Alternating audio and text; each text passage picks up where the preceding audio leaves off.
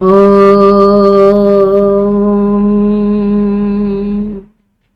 శ్రీకృష్ణాయ నమః. జై గురుదేవ్.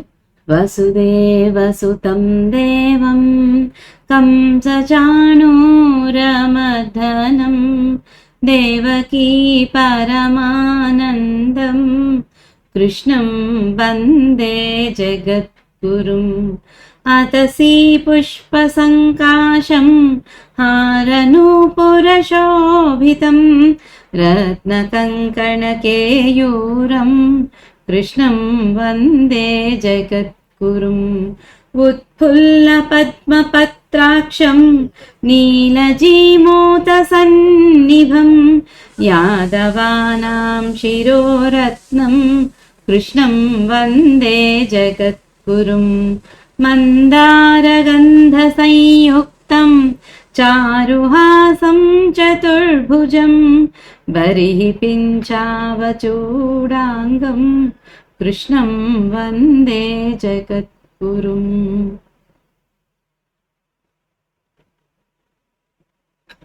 కుటిలాలకసంయుక్తం పూర్ణచంద్రనిభాననం విలసత్కుండలధరం దేవం కృష్ణం వందే జగద్గురుం.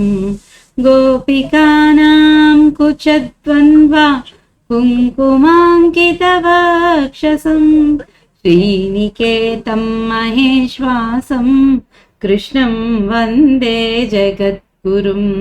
రుక్మిణీకేళి సంయుక్తం పీతాంబరసుశోభితం అవాప్తతులసీగంధం కృష్ణం వందే జగద్గురుం. శ్రీవత్సాంకం మహారస్కం వనమాలా విరాజితం శంఖచక్రధరం దేవం కృష్ణం వందే జగద్గురుం. కృష్ణాష్టకమిదం పుణ్యం ప్రాతరుద్ధాయ యః పఠేత్ కోటిజన్మ కృతం పాపం స్మరణేన వినశ్యతి. జై గురుదేవ్. జై గురుదేవ్ అండి. ఈరోజు మనం శ్రీమదాంధ్ర మహాభారతంలో ఆది పర్వము పంచమాశ్వాసము 4వ భాగంలోకి వెళ్తున్నాము. అయితే 3వ భాగంలో మనము పాండురాజు తపస్సు చేసుకోవడానికి వెళ్తాడు. కిందమునితో ఆయన శాపము పొంది ఆ తర్వాత నిరాసక్తుడై అన్నిటినీ వదిలివేసి తన భార్యలిద్దరితోటి తపస్సుకు వెళ్తాడు. అయితే తపస్సుకు వెళ్ళిన తర్వాత ఒక రోజు అమావాస్య. ఆ రోజు బ్రహ్మను సేవించుకోవడానికని మునులందరూ దేవతలతో సహా అక్కడ వెళ్ళడానికి వెళ్తుంటారు. అయితే పాండురాజు అడిగినప్పుడు వాళ్ళు సున్నితంగా చెబుతారు, అయ్యా నీకు భార్యలు ఉన్నారు, వాళ్ళు నడవలేరు, కాబట్టి నువ్వు దీనికి రాలేవు, ఇక్కడే ఉండు అని చెప్తారు.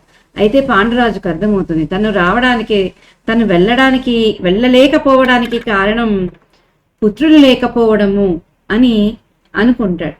అయితే ఆయన అదే మాట వాళ్ళతో అంటే, యోగ దృష్టితో వాళ్ళు చూసి నీకు లేదు, పుత్రులు పుడతారు, కాబట్టి ప్రయత్నం చెయ్యి అని చెప్తారు. అయితే ఆ తర్వాత ఆయన అంటాడు, ఇక 4 రుణాలు ఉంటాయి, దేవ ఋషి పితృ మనుష్య రుణాలు. ఈ 4 రుణాలన్నిట్లోనూ పితృరుణం ఎలా తీర్చుకోలేకపోతున్నానే అని బాధపడతాడు పాండురాజు. దాన్ని ఎలా తీర్చుకోవాలి అని ఆలోచిస్తుంటాడు. ఇక ఈరోజు ముందుకెళితే వచనం 72. అని దుఃఖించి మృగశాపంబుదలంచి తన వలన సంతానం బయ్యడి విధంబులేమి ఎరింగి యొక్క నాడే కాంతంబ గొంతికిట్లనియే. తాత్పర్యం అని విచారించి మృగశాపాన్ని తలుచుకొని తన వలన సంతానం కలిగే మార్గం లేకపోవటాన్ని తెలుసుకొని ఒకరోజు ఒంటరిగా ఉన్న కుంతితో ఈ విధంగా అన్నాడు. ఇక ఆ కిందముని ఇచ్చిన శాపాన్ని తలుచుకుంటాడు ఈయన. తన నుంచి ఇక సంతానం కలిగే మార్గం లేకపోవటం ఆయనకు అర్థమవుతుంది. ఇక కుంతితో ఈ విధంగా అన్నాడు. 73. దానములం దపంబుల సదక్షిణ యజ్ఞములన్ విహీన సంతానుల ఊర్ధ్వలోక సుపథంబుల వశ్యముగావు లబ్ధ సంతానులయందు పుణ్యులిది తథ్యముగావున నుండు దక్కి సంతానము నాకు నయ్యడు విధంబునరింపుము ధర్మ సంస్థితిన్. తాత్పర్యం: దానాలు చేసిన, దక్షిణలతో యజ్ఞాలు చేసిన సంతానం లేని వాళ్ళకి పుణ్యలోకాలు లభించవు. సంతానం కలవాళ్లే పుణ్యవంతులు. అందువలన నీవు ఇతర కార్యాలన్నీ మాని ధర్మ మార్గంలో నాకు సంతానం కలిగేటట్లు చేయుము. ఇక కుంతితో అంటున్నాడు, ఎన్ని దానాలు చేసినా, దక్షిణలిచ్చినా, యజ్ఞాలు చేసినా సంతానం లేకుంటే వాళ్ళకి పుణ్యలోకాలు లభించవు. సంతానం ఉన్నటువంటి వాళ్లే పుణ్యవంతులు. కాబట్టి కుంతి, నువ్వు ఇతర పనులన్నీ మాని నాకు ధర్మ మార్గంలో నాకు సంతానము కలిగించు అని అడుగుతాడు. 74. అనపత్యుడనై జీవించిన మృతి పొందినను నిర్విశేషంబ ఇహంబును బరమున ఫలముగావున సంతతి బడయు ధర్మవున ధర్మసతి. తాత్పర్యం: బిడ్డలు లేని వాడివై జీవించినా మరణించినా ఒకటే. ఇహపర లోకాలు రెండూ ఫలరహితాలే. అందుచేత నీవు ధర్మ పద్ధతిలో సంతానము పొందుము. ఇక బిడ్డలు లేనివాడై నేను జీవించినా మరణించినా ఒకటే, కానీ ఇహపర లోకాలు రెండూ కూడా ఫలం లేనటువంటివి. అందుచేత నువ్వు ధర్మ పద్ధతుల సంతానాన్ని పొందు అని చెప్తున్నాడు. 75 వచనం. ఔరస క్షేత్రజ దత్తక కృత్రిమ గూఢోత్పన్నాపవిద్ధులను నార్వురు పుత్రులు బంధువులు దాయాదులు నగదురు కానీన సహోఢ క్రీత పౌనర్భవ స్వయం దత్త జ్ఞాతులను నార్వురు పుత్రులు బంధువులగుదరుగాని దాయాదులుగా రట్టి పుత్రులలో నౌరసున కించకయు తక్కువ కాని తక్కటి పుత్రుల కంటే క్షేత్రజుండుత్కృష్టుండందును దేవర న్యాయ జాతుండుత్తముండండ్రుగావున నస్మన్నియోగంబునంజేసి ధర్మ మార్గంబున క్షేత్రజులంబడసిన నేనును పుత్రవంతుల పుణ్యలోకంబులు వడయ నేర్తునెట్లనిన దొల్లిగేకయ రాజైన శారదండాయని పుత్రోత్పాదనంబునం దశక్తుండైదన ధర్మపత్నిని చెలియలి శృతసేనం వృత్రార్థంబు నియోగించిన నది బ్రాహ్మణ వచనంబునం పుణ్యస్నాతయై పుంసవహన హోమంబు సేయించి ఋత్విజుల వలన దుర్జయాదులైన కొడుకుల మువ్వురంబడిసె పుత్రలాభంబుననంత పుణ్య ఫలంబగుట నది ధర్మ్యంబైన యాచారంబనిన విని కుంతి ఇట్లనియే.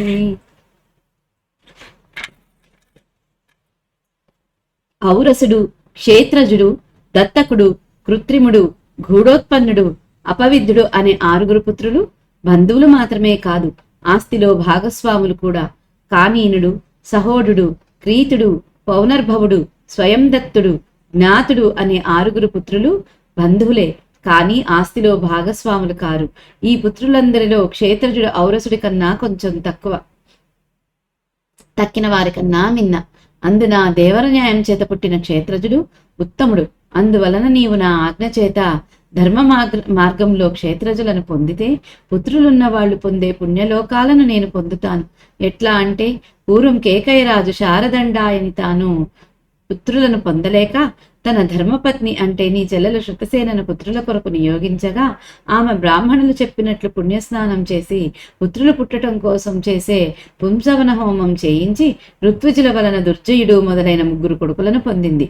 పుత్రులు పుట్టడం చేత అంతులేని పుణ్యం కలుగుతుంది. కాబట్టి దేవర న్యాయం చేత పుత్రులను పొందటం ధర్మంతో కూడిన ఆచారమని పాండురాజు చెప్పగా కుంతి ఇట్లా అంది.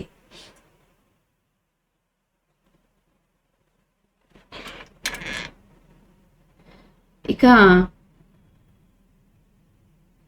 ఇక్కడ ఏం చెప్తున్నారు? ఔరసుడు, క్షేత్రజుడు, దత్తకుడు, కృత్రిముడు, గూఢోత్పన్నుడు, అపవిద్ధుడు అనేవాళ్ళు 6 రకాలుగా పుట్టిన ఆ కొడుకులు అన్నమాట. ఈ కొడుకులు వీళ్ళు అయితే కానీనుడు, సహోఢుడు, క్రీతుడు, పౌనర్భవుడు, స్వయం దత్తుడు, జ్ఞాతుడు అనే 6 పుత్రులు బంధువులే, కానీ ఆస్తిలో భాగస్వాములు కారు. ఈ పుత్రులందరిలో కూడా క్షేత్రజుడు ఔరసుడి కన్నా కొంచెం తక్కిన వారి కన్నా ఎక్కువ. అందున దేవర న్యాయం చేత పుట్టినటువంటి క్షేత్రజుడు ఉత్తముడు. కాబట్టి నువ్వు నా ఆజ్ఞ చేత ధర్మ మార్గంలో క్షేత్రజులను పొందితే పుత్రులున్న వాళ్ళు పొందే పుణ్యలోకాలను నేను పొందుతాను. ఎలా అంటే, ఇంతకు ముందు కేకయ్యరాజు శారదండాయని ఆయన పేరు.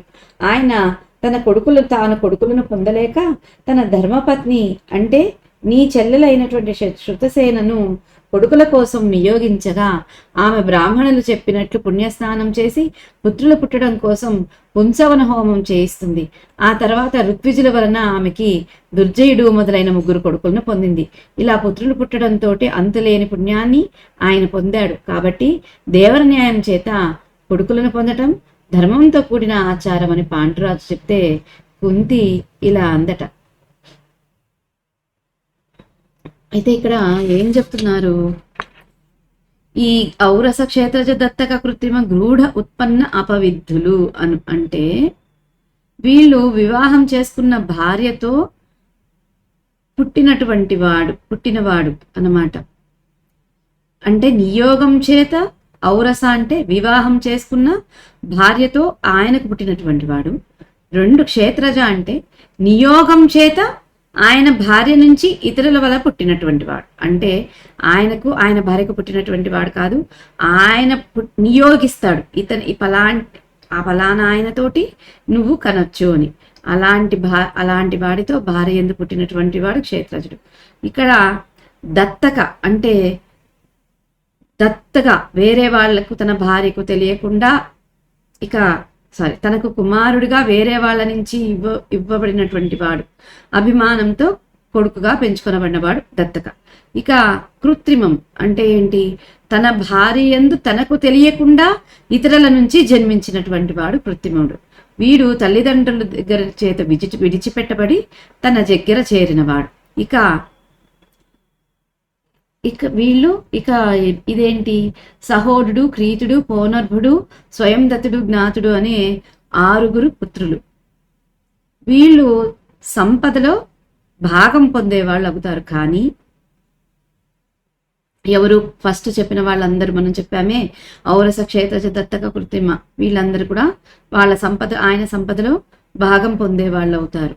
కానీ నా సహోడ, క్రీత, పౌనర్భయ, స్వందత్త జ్ఞాతులు అంటే పెళ్లికి ముందు ఆయన భార్య కన్యగా ఉన్నప్పుడు పుట్టినటువంటి వాడు కానీనా అంటే, వివాహ సమయానికే గర్భిణిగా ఉన్నటువంటి భార్యకు వివాహానంతరం పుట్టినటువంటి వాడు అంటే సహోడ. తల్లిదండ్రులకు ధనమిచ్చి కొనబడిన వాడు క్రీత. భర్తచే విడవబడిన స్త్రీకి లేదా విధవకు తన చేత పుట్టినటువంటి వాడు పౌనర్భవుడు. నీకు పితృడును అవుతానని తనంతగా తాను వచ్చినటువంటి వాడు, తనే నీకు కొడుకునవుతాను అని వచ్చినటువంటి వాడు స్వయం దత్తుడు. తన గోత్రం వాడు. వీళ్ళు తన గోత్రం వాడు ఎవరైనా సరే ఈయన పుత్రుడిగా వస్తారు. వీళ్ళని 6 రకాల పుత్రులు అంటారు. వీళ్ళు బంధువులు అవుతారు కానీ దాయాదులు కారు, అంటే ఆస్తిలో భాగం పంచుకునే వాళ్ళు కారు. కాబట్టి ఇట్టి పుత్రులందరిలో కూడా క్షేత్రజుండు. క్షేత్రజుడు అంటే తన భార్యకు తన యొక్క నియోగం చేత ఇతరుల వలన పుట్టినటువంటి వాడు ఉత్తముడు అని చెబుతాడు ఇక్కడ పాండురాజు కుంతికి. విశేషం, ఆంధ్ర మహాభారతంలో సంశోధిత ప్రతిలో ఈ క్రింది విశేషాలున్నాయి. సంస్కృత మూలము సంతానమును బంధుదాయాదులు, అబంధుదాయాదులు అని 2గా విభజించింది. అందు బంధుదాయాదులు స్వయంజాతుడు, ప్రణీతుడు, పరిక్రీతుడు, పౌనర్భవుడు, కానీనుడు, శ్వైరిణీసుతుడు. అబంధుదాయాదులు దత్తుడు, క్రీతుడు, కృత్రిముడు, స్వయం దత్తుడు, సహోడు, జ్ఞాతరేతుడు, హీనయోనిధృతుడు. క్షేత్రజుడు అంటకు బదులు పిఎస్ పత్రికలో క్షేత్రిక అను పదము కలదు. మూలం నందు క్షేత్రజుడు అను పేరు లేదు, ప్రణీతుడనియే కలదు. ఊఢాయామేవ ఉత్తమానుగ్రహాజ్ఞాత ప్రణీత అని నీలకంఠీయ వ్యాఖ్య. బంధుదాయాద అబంధుదాయాద విభాగమునందు నన్నయ్య మార్పులు చేసెను. దత్తక కృత్రిమాప విద్ధులు అను వారిని నన్నయ్య బంధుదాయాదులలో చేర్చెను. బంధుదాయాదుల నుండి పరిక్రీతుడు, పౌనర్భవుడు, గానీనుడు అను వీరిని తొలగించెను. హీనయోనిధృతుడు మూలములో అన్ని ప్రతుల యందును పేర్కొనబడెను. ఆంధ్రమునందీతడు విడువబడెను. షట్సంతానమును పూర్తి చేయుటకై క్రీతుడు, కృత్రిముడు వేర్వేరుగా పరిగణించబడిరి. మరొక విశేషం, నన్నయ్య ఆపస్తంభ సూత్రుడు కాబట్టి ఆపస్తంభ ధర్మ సూత్రాలను అనుసరించి సంతాన విషయాన్ని సమీక్షించి ఉండవచ్చును. మనువు బోధాయనుడు గౌతముడు ద్వాదశ వివిధ పితృలను పేర్కొన్నారు. వారు ఔరస క్షేత్రజ దత్తక కృత్రిమ గూఢోత్పన్న అపవిద్ధ కానీన సహోడ క్రీత పౌనర్భవ స్వయం దత్త జ్ఞాతులు. ఆపస్తంభుడు 6గురిని మాత్రమే వారసులుగా దాయాదులుగా పేర్కొన్నాడు. వారిలో కూడా క్రీతుడిని దత్తుడిని తిరస్కరించాడు. నన్నయ్య మనువు పేర్కొన్న ద్వాదశ పుత్రులను పేర్కొన్నప్పటికీ 6గురినే వారసులుగా నిర్ధారించాడు. ఔరసుని తర్వాత క్షేత్రజుడిని నిలిపాడు. అంటే ఇక్కడ ఏం చెప్తున్నారు, నన్నయ్య ఆపస్తంభ సూత్రానికి చెందినటువంటి వాడు కాబట్టి ఆపస్తంభ ధర్మ సూత్రాన్ని అనుసరించి సంతాన విషయాలను సమీక్షిస్తే, ఇక మనువు ఏం చెప్పాడు, దీని ప్రకారం చెప్పాడు. అయితే మనువు ఏం చెప్తున్నాడు, మనువు బోధాయనుడు గౌతముడు వీళ్ళ ముగ్గురు ద్వాదశ పుత్రులు 12 రకాల పుత్రులను పేర్కొన్నారు. అయితే వాళ్ళు ఔరస క్షేత్రజ దత్తక కృత్రిమ గూఢోత్పన్న అపవిద్ధ కానీన సహోడ క్రీత పౌనర్భవ స్వయం దత్త జ్ఞాతులు 12 రకాల పుత్రులను పేర్కొన్నారు. అయితే ఆపస్తంభుడు అందులో 6గురిని మాత్రమే వారసులుగా దాయాదులుగా వారసులుగా మిగిలిన 6 మందిని దాయాదులుగా పేర్కొంటాడు. వారిలో క్రీతుడిని దత్తుడిని అసలు తిరస్కరించేస్తాడు ఆపస్తంభుడు. కాబట్టి నన్నయ్య మనువు పేర్కొన్న ద్వాదశ పుత్రులను అందరినీ చెప్పినా కూడా దానిలో 6గురినే వారసులుగా నిర్ధారిస్తాడు. ఔరసుడి తర్వాత క్షేత్రజుడినే ఆయన నిలుపుతాడు అని చెప్పి ఇక్కడ చెప్తున్నారు. 76 భర్తకుల శ్రేష్ఠుడనై పరగిన నీకేము ధర్మ పత్నులమై ఇంకొరుల మనుష్యులనంతఃకరణంబుల దలప పొందగాను కుదుమే. తాత్పర్యం, భరత వంశంలో శ్రేష్ఠుడవైన నీకు ధర్మపత్నులమై పరపురుషులను మనస్సులలో కలవటానికి ఒప్పుకోగలమా?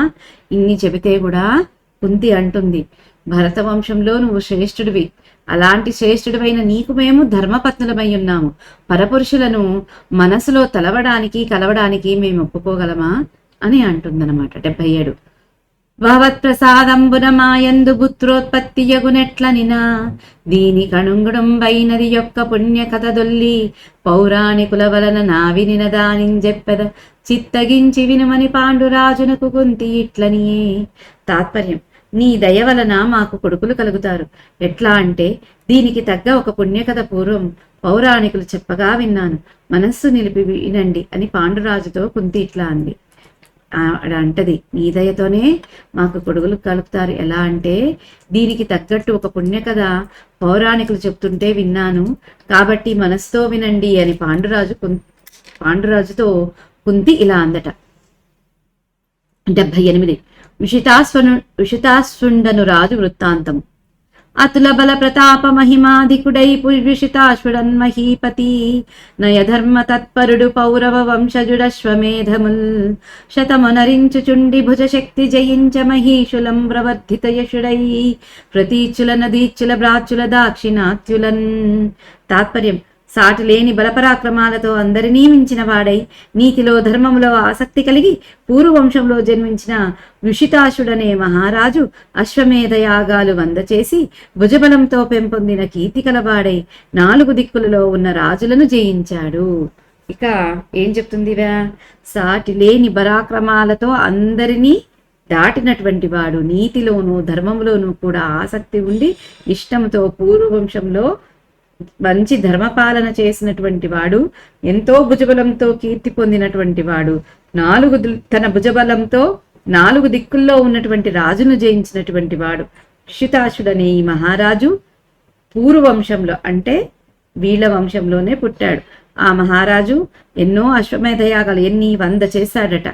అలా 100 చేసి రాజ్యాలన్నింటినీ జయించాడట ఆయన. విశేషం, విషితాశ్వుడు బలపరాక్రమాలలో దిగ్విజయాలలో పాండురాజుని పోలి ఉండటం చేత కుంతికి అతని వృత్తాంతం జ్ఞాపకం వచ్చినట్లు ధ్వని.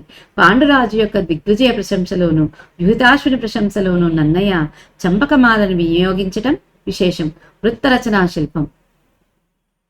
79 అతని యజ్ఞంబున బురుహూత పురస్పర మరుగ్గణోత్తములధిక ప్రీతి జనుదెంచి హవ్యములా తతహస్తముల గొందురగ్నిముఖమునన్. తాత్పర్యం, ఆ విహితాశ్వుని యజ్ఞంలో దేవేంద్రుడు మొదలైన దేవతాశ్రేష్ఠులు మిక్కిలి ప్రీతితో వచ్చి చేతులు చాచి అగ్నిదేవుని ముఖంగా ఆహుతులు గైకొంటారు. ఆయన ఎంత శ్రేష్ఠుడంట, ఎంత మంచివాడంటే, ఆయన యజ్ఞం చేస్తే దేవతలు మనకు కనిపించరు కదా, అగ్ని రూపకంగా తీసుకుంటారు. కానీ దేవతలు దేవతలు అందరూ, దేవేంద్రుడితో సహా దేవతలు అందరూ వచ్చి ఆయా హోమములోకి వచ్చి అగ్నిముఖంగా చేతులు చాచి ఆహుతులు తీసుకుంటారట వాళ్ళు. 80 అట్టి విషితాశుండు కాక్షీవతి అయిన భద్రతన భార్య యందున నవరత కామాసక్తింజేసి యక్ష్మరుజాక్రాంతుండై అస్తమించిన నది పుత్రలాభ దుఃఖితయై పతి వియోగంబు సహింపనోపక. తాత్పర్యం: అటువంటి విషితాశుడు తన భార్య మీద మితిమీరిన కామంతో ఆసక్తుడై వ్యవహరించి క్షయరోగగ్రస్తుడై మరణించగా అతని భార్య భద్ర కొడుకులు లేకపోవటంతో దుఃఖించి భర్తను కోల్పోవటాన్ని సహించలేక. ఇక విషితాశుడు ఎంతో కామాసక్తితో ఉండి భార్య మీద మితిమీరిన కామంతో ఉన్నాడు. దాంతో ఆయనకి క్షయరోగం వస్తుంది. అప్పుడు ఆయన భార్య అయినటువంటి భద్ర కొడుకులు లేకపోవటంతో చాలా దుఃఖిస్తుంది. భర్త లేకపోవటం కూడా సహించలేకపోతుంది. 81 పతియులేక జీవించునయ్యతివకైన జీవనము కంటే దానికి జావలగ్గు కాన నీతోన చన జంతుగాని నిన్ను బాసి ఇందుండగా నోపవాసవాభా. తాత్పర్యం: భర్త లేకుండా జీవించటం కన్నా స్త్రీ చావటమే వేలు. అందువలన నేను నీతో వస్తాను, కానీ ఇక్కడ ఉండలేను. ఆవిడ అనుకుందట, భర్త లేకపోయేటప్పటికీ భర్త లేకుండా భార్య జీవించడం కంటే చావడం మేలు అని ఆవిడ అనుకొని, నేను కూడా నీతో వస్తాను కానీ ఇక్కడ ఉండలేను అంటదట. 82 వచనం: కాదేని నాకు నీ పుణ్యమూర్తి ప్రతిమూర్తులైన పుత్రులం ప్రసాదింపుమని దర్భాస్తరణ శాయిని అయ్యాశవంబు కౌగిలించుకొని విలపించుచున్న దానికి వాని శరీరమున నుండి యొక్క దివ్యవాణి ఇట్లనియే. తాత్పర్యం: అట్లా కాకపోతే నాకు నీ పవిత్ర రూపం వంటి రూపం కల కొడుకులను ప్రసాదించు అని దర్భల పరుపు మీద పడుకొని భర్త శవాన్ని కౌగిలించుకొని ఏడుస్తూ ఉండగా ఆమెతో అతని శరీరం నుండి ఒక దివ్యవాణి ఇట్లా అన్నది. ఇక ఆయన చనిపోయాడు, ఇక్కడ ఈవిడేమో ఏడుస్తుంది, నేను మిమ్మల్ని వదిలిపెట్టి ఉండలేను, మీ రూపంతో ఉన్నటువంటి కొడుకులనన్నా ఇవ్వండి, లేదంటే నన్ను కూడా తీసుకెళ్ళిపోండి అని అంటే ఆమె భర్తను శవాన్ని కౌగిలించుకొని ఏడుస్తూ ఉంటే ఆ శవం నుంచి ఒక దివ్యవాణి ఇలా అందట. 83 విదితముగ నీకు వరమిచ్చెదనోడకులెమ్ము గుణవశీకృత భువనుల సదమల చరిత్రుడాలాత్మజులైదుంతురు వగవకుండు ముదితేందుముఖి. తాత్పర్యం: నీకు వరమిస్తాను, భయపడవద్దు, లెమ్ము. ఉదయించిన చంద్రుని ముఖం వంటి కలదానా, సుగుణాల చేత లోకాలను వశం చేసుకునేవాళ్ళు, ఉత్తమమైన నడవడికల వాళ్ళు అయిన 5 కొడుకులు నీకు పుడతారు, బాధపడుకుము. ఇక ఆయన అంటాడు, నీకు వరం ఇస్తున్నాను, భయపడకు. ఉదయించిన చంద్రుడు ఎలా అందంగా ఉంటాడో అలాంటి ముఖం కలదానా ఓ భద్ర, సుగుణాల చేత లోకాలను వశం చేసుకునేటువంటి ఉత్తమమైన నడవడిక కలిగినటువంటి 5 మంది కొడుకులు నీకు పుడతారు, ఇదే నీకు నా వరం అని చెప్పి ఇక బాధపడకు అని చెప్తాడు ఆయన.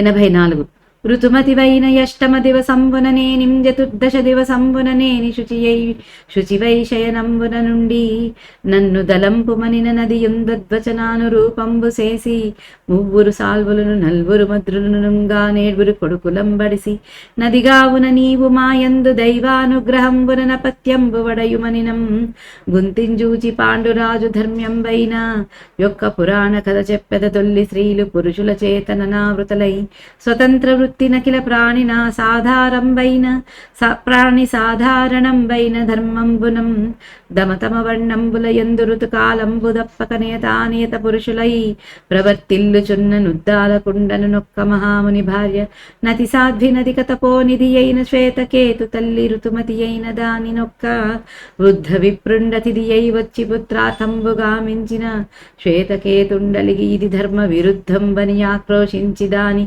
సహింపనోపక. తాత్పర్యం: నీవు ముట్టైన 8వ రోజు కానీ 14వ రోజు కానీ పరిశుద్ధురాలవై పడక మీద ఉండి నన్ను స్మరింపు అని అనగా ఆమె కూడా ఆ మాట ప్రకారం చేసి 3 సాల్వులను 4 మద్రలను మొత్తం 7 కొడుకులను కన్నది. కాబట్టి మాయందు నీవు కూడా దైవానుగ్రహంతో సంతానాన్ని పొందుమని కుంతి చెప్పగా పాండురాజు ఆమెను చూచి, నీకు ధర్మ సంబంధమైన ఒక పురాణ కథ చెబుతాను.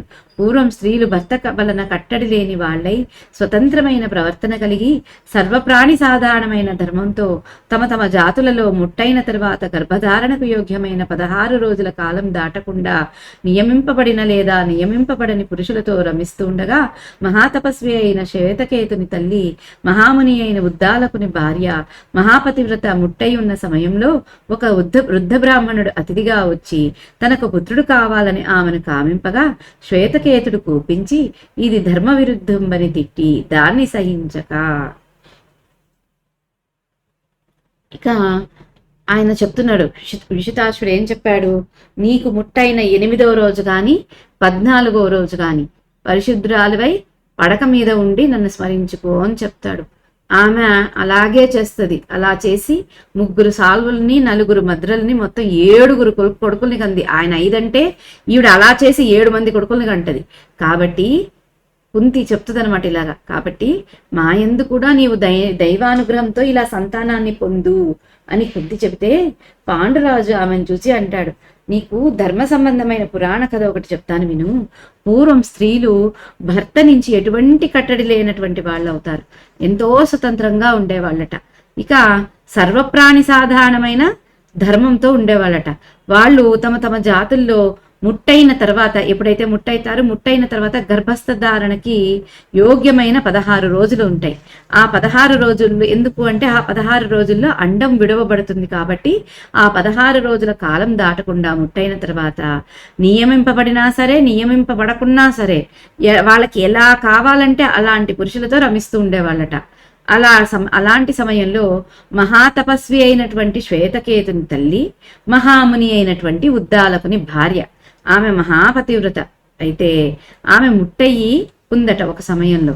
అయితే అది కనుక్కొని ఒక వృద్ధ బ్రాహ్మణుడు వస్తాడు. ఆయన అతిథిగా వచ్చి నాకు నీతో పుత్రుడు కావాలి అని ఆమెతో కామిస్తాడు. అప్పుడు శ్వేతకేతుడు కోపం వస్తుందన్నమాట. కోపం చేసి ఇది ధర్మ విరుద్ధం కాదు, ఇది ధర్మ విరుద్ధం కాబట్టి దాన్ని సహించడనమాట.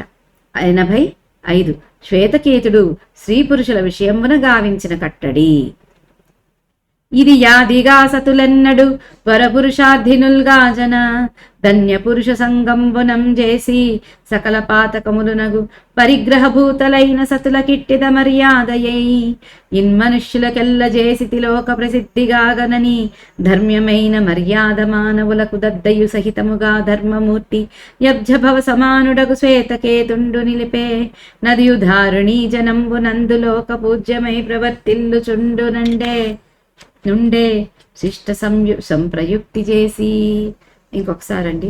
ఇది యాదిగా సతులెన్నండు బరపురుషార్థినుల్గాజన ధన్య పురుష సంగమంబున చేసి సకల పాతకములునగు వరిగ్రహ భూతలైన సతుల కిట్టిద మర్యాద మనుష్యులకెల్ల చేసితి లోక ప్రసిద్ధిగాగనని ధర్మ్యమైన మర్యాద మానవులకు దద్దయుహితముగా ధర్మమూర్తి యబ్జభవ సమానుడగు శ్వేతకేతుండు నిలిపే నదియు ధారుణీ జనంబునందు లోక పూజ్యమై ప్రవర్తిల్లుచుచుండే ఈ శిష్ట సంప్రయుక్తి చేసి.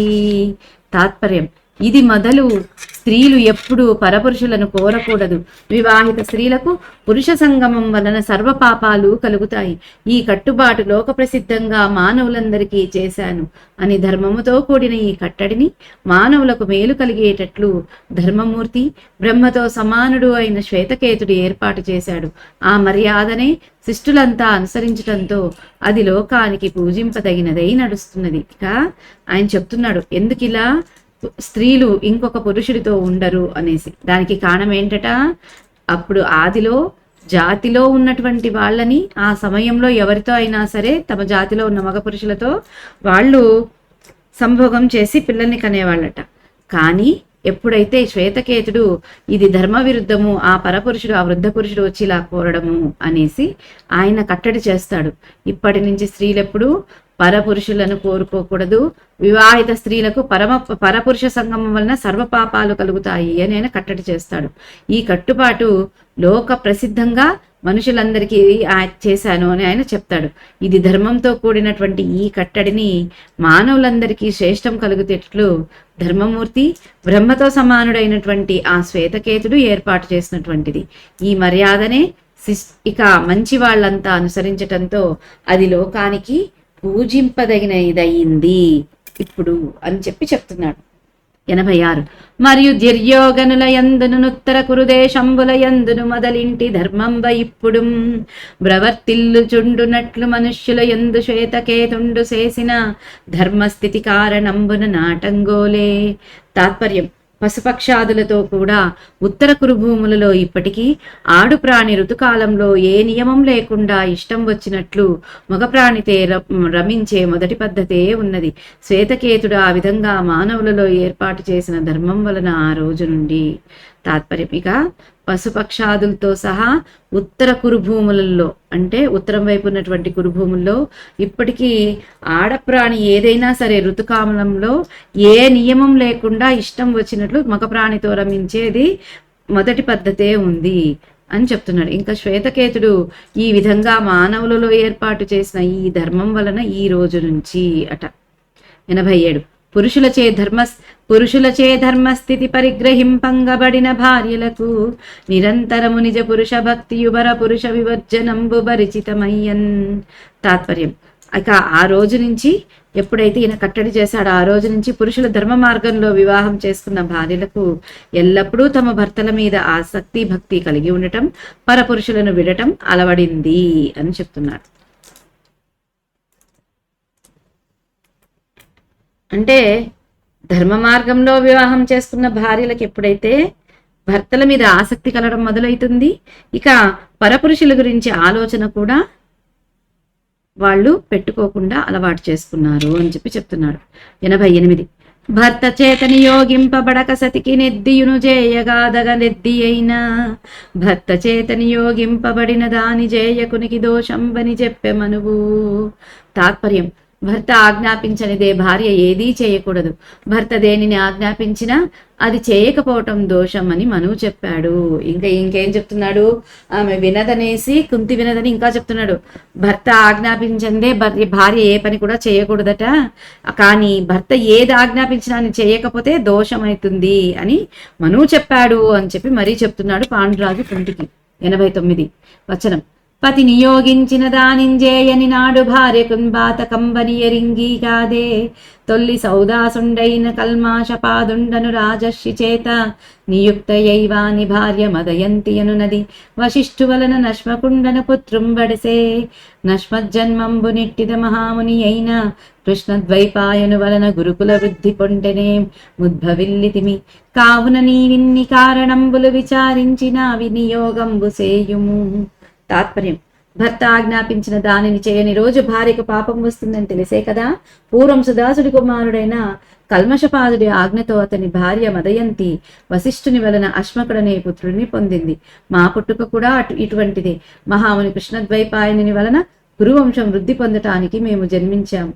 కాబట్టి నీవు ఈ కారణాలన్నీ విచారించి నేను చెప్పినట్లు చేయము. ఇక చెప్తాడు: భర్త ఆజ్ఞాపించని చేయకపోతే ఆ భార్యకు పాపం వస్తుందని తెలిసే కదా ఇంతకు ముందు పూర్వం సుదాసుడి కుమారుడైనటువంటి కల్మషపాదుడు ఆయన ఆజ్ఞతో ఆయన భార్య అంటే కల్మషపాదుడి ఆజ్ఞతో ఆయన భార్య మదయంతి వశిష్ఠుడి నుంచి అశ్మకుడు అనే పుత్రుడిని పొందింది. మా పుట్టుక కూడా అలాంటిదే కదా. మహాముని అయినటువంటి కృష్ణద్వైపాయన్ అంటే వేదవ్యాసుడి వలన కురువంశం వృద్ధి పొందటానికి మేము పుట్టాము. కాబట్టి నీవు కూడా ఈ కారణాలన్నీ విచారించి ఆలోచించి నేను చెప్పినట్లు చేయి అని చెప్తాడు. 90. అలయక ధర్మశాస్త్రముల యందు పురాణములందు చెప్పనుత్పలదల నేత్ర విందుమయ పత్యము మేలని కావునన్యశో నిలయల ఉత్రులంబడయు నీ కొనరెంచుల సంగతాంగుళీదళ విల సన్మదీయ కరతామర సద్వయ యోజితాంజలిన్. తాత్పర్యం: కలువరేకుల వంటి కన్నుల కలవ కుంతి విసుగు లేకుండా ధర్మశాస్త్రాలలోనూ పురాణాలలోనూ సంతానం మేలని చెప్పగా వింటున్నాం కదా. అందువలన కీర్తిమంతములైన పుత్రులను పొందుము. కమలాల జంట వంటి నా చేతులెత్తి నీకు నమస్కారం చేస్తాను. ఇంకా చెప్తున్నాడు: కలువరేకుల అంటే తామరపు రేకుల పూల వంటి కన్నుల కలవ కుంతి విసుగు లేకుండా ధర్మశాస్త్రాల్లోనూ పురాణాల్లోనూ కూడా సంతానము గొప్ప అని వింటున్నాం కదా. అలాంటి కీర్తిమంతులైన కొడుకుల్ని కను. ఇక తామర పూల్లాంటి చేతులను ఎత్తి నా రెండు చేతులను వెత్తి నీకు నమస్కారం చేస్తాను అని ఆయన అడుగుతున్నాడు అనమాట. పాపం విశేషం అలంకారం రూపకం. పాండురాజు కరకమలాలను జోడించి భార్యను ప్రార్థించడంలో ఒక వైశిష్ట్యాన్ని ప్రదర్శించాడు. పాండురాజు చెప్పిన కథనాన్ని బట్టి సమాజ వ్యవస్థలో పూర్వం మాతృసామ్య వ్యవస్థ మాత్రమే ఉండేది. ఆ తర్వాత శ్వేతకేతువు మొదలైన వాళ్ళు వివాహిత అన్యపురుష సంయోగం పొందటం పాపమనే కట్టుబాటు ఏర్పరిచి పితృస్వామ్య వ్యవస్థకు ప్రాతిపదికలు వేశారు. మధ్య మార్గంగా దేవర న్యాయం ప్రవర్తిల్లింది. దానితో మిశ్రమ స్వామ్య వ్యవస్థ తల ఎత్తింది. భర్త బ్రతికి ఉండగా అన్యపురుష స్మరణం గ్రహణం సముచితం కాదని కుంతి చెప్పింది. కానీ పాండురాజు పతి అనుమతితో దేవర న్యాయంతో కలిగే సంతానం క్షేత్రజులను పొందమని మాతృస్వామ్య ప్రవృత్తిని ప్రార్థిస్తున్నాడు. దేవాంశ సంభూతులు దేవర న్యాయజుల కంటే ఉత్తములని కుంతి అభిప్రాయం.